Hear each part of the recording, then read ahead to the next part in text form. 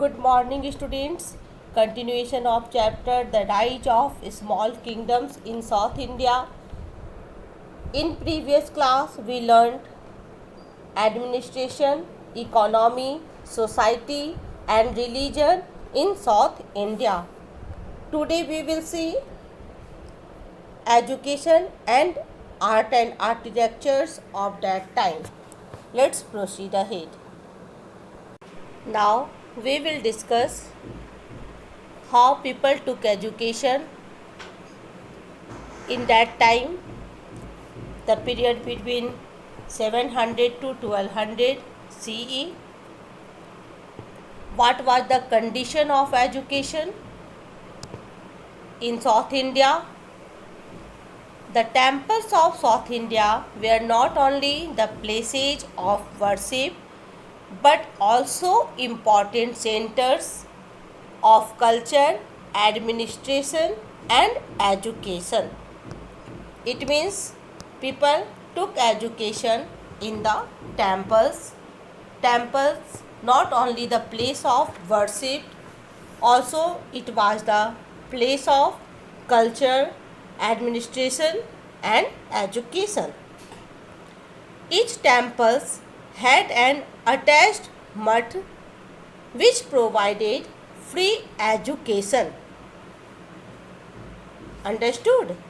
Each temple had an attached mutt which provided free education, boarding, and lodging to the students.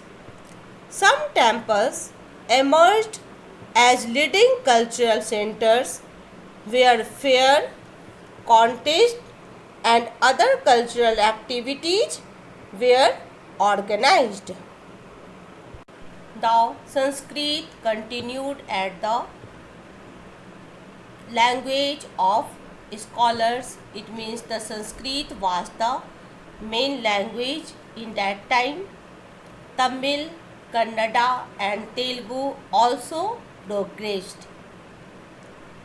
The famous saints and philosophers of this period were Shankaracharya and Ramanuja. It means there were many famous saints and philosophers like Shankaracharya and Ramanuj were hailed in that time. Now we will discuss about the art and architecture of that time. The ruler of the southern kingdoms were not only great warriors but also great patrons of art and architecture. They built a number of important temples. They built temples according to some basic plan and drew some distinctions from the northern Indian style. They placed the temples in an enclosed courtyard. The temples also had huge gateways called Gopuram.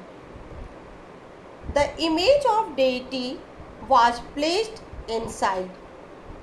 The best examples of this temple are at Tanjavur and Gangaikonda, Cholapuram.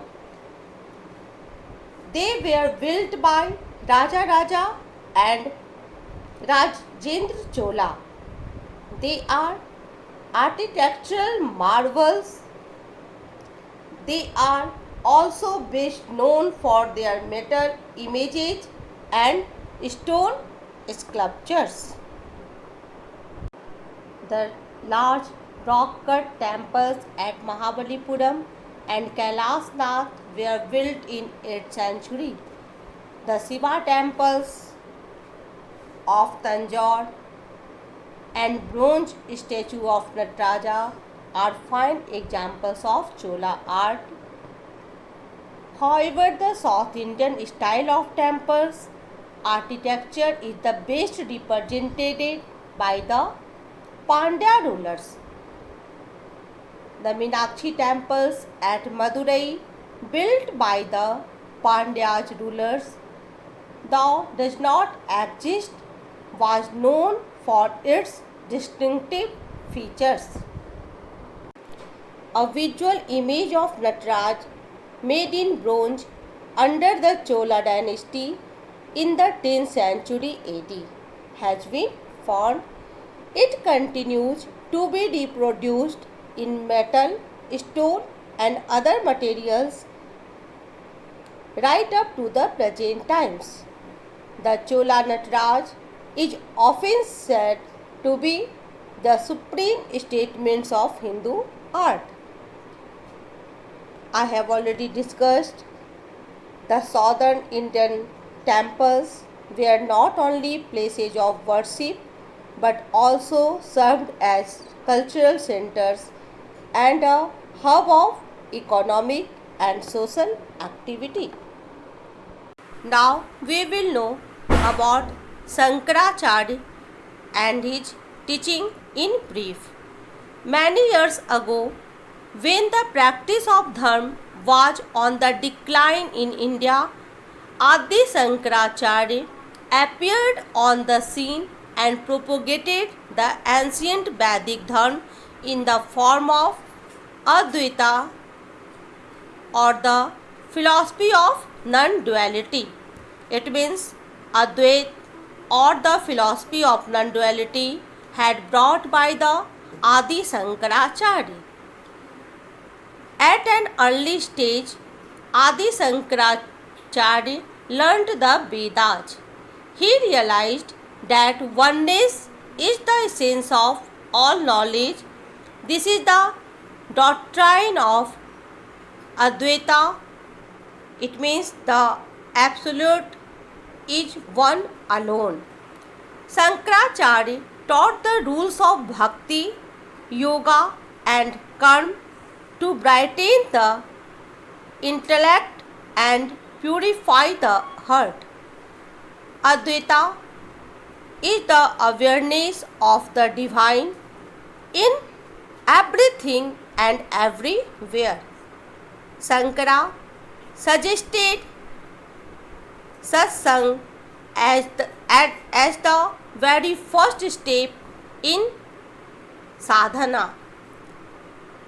Satsang means company of wise and good people.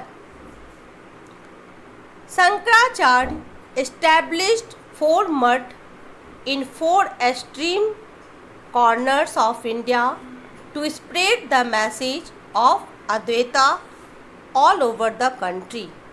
They were North Jyotirmatha at Badrinath,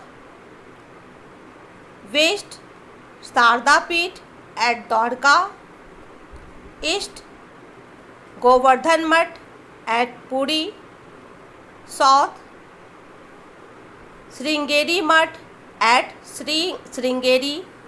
Shankaracharya lived only for 32 years, but during that time he purified and consolidated the various schools of worship and brought them under the umbrella of one philosophical principle, Advaita. That's all for today. Thank you and have a nice day.